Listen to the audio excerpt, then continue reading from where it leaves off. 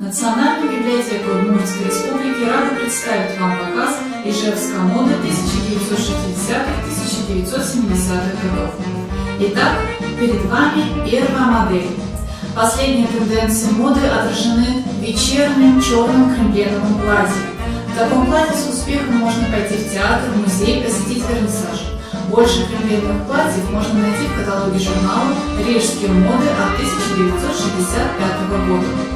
Перед вами однотонная юбка сочного зеленого цвета с модными глубокими складками прекрасно сочетается с шелковой блузой гармонирующих тонов цветами. Нарядный комплект великолепно подходит для праздничного выхода. Данная модель представлена в журнале мод номер 4 1975 года.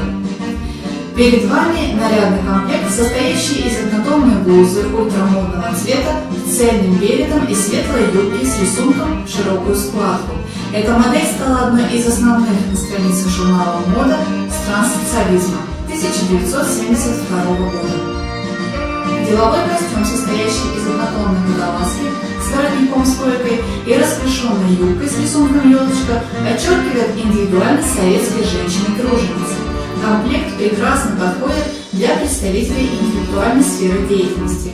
Больше деловых образов вы найдете в журнале «Манго. Рижский дом моделей» 1970 года. Белое платье с рисунком из фиолетовых и зеленых листьев с модной высокой треугольной кокеткой под грудью и отложенным воротником с широкими остроугольными лацканами – еще один образец праздничного наряда, прекрасно подходящего для юной девушки. Свободно струящаяся расклешенная юбка подчеркивает элегантный облик.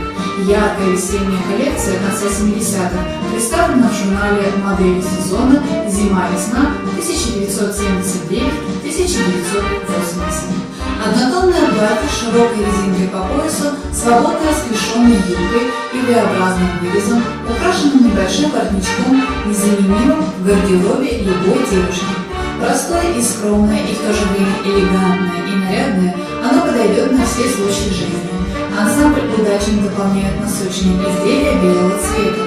Больше комплектов, в особенности трикотажных, вы сможете найти на странице журнала «Наши новые модели. Ленинград. Одежда» 1979 год. Тенденции западной моды были творчески переосмыслены советскими модельерами в следующей модели. Сдержанное черное платье свободного кроя является прекрасным вариантом деловой одежды. Дополненное аксессуарами в виде бус или нарядной косынки, оно станет эффектным вечерним нарядом.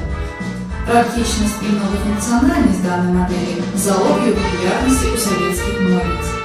Классические образы стали лейтмотивом коллекции, представлены на странице журнала «Мод» 1968 года. Еще один вариант многофункциональной одежды предлагает современная мода. Свободный однотонный сарафан, дополненный жемчужными бусами, создает праздничный облик. Тот же сарафан с модными однотонными водолазками может служить прекрасной одеждой для работы. О правильном сочетании вещей в женском гардеробе вам подскажет журнал «Мода» 1979 года.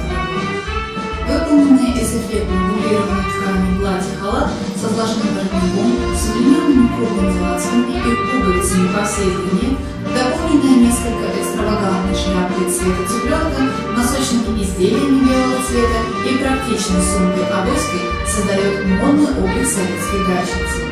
В этом наряде и за городом, и в сельской местности можно выглядеть элегантно и привлекательно. Больше моделей для отдыха можно найти на странице журнала «Мода и спорт» за 1976 год. Итак, наша модная подборка предлагает вам практичные, удобные, функциональные модели. Еще больше образов советской эпохи вы можете найти на странице книг и периодической печати из фонда Национальной библиотеки Удмуртской Республики. Дорогие девушки и женщины, будьте всегда привлекательны!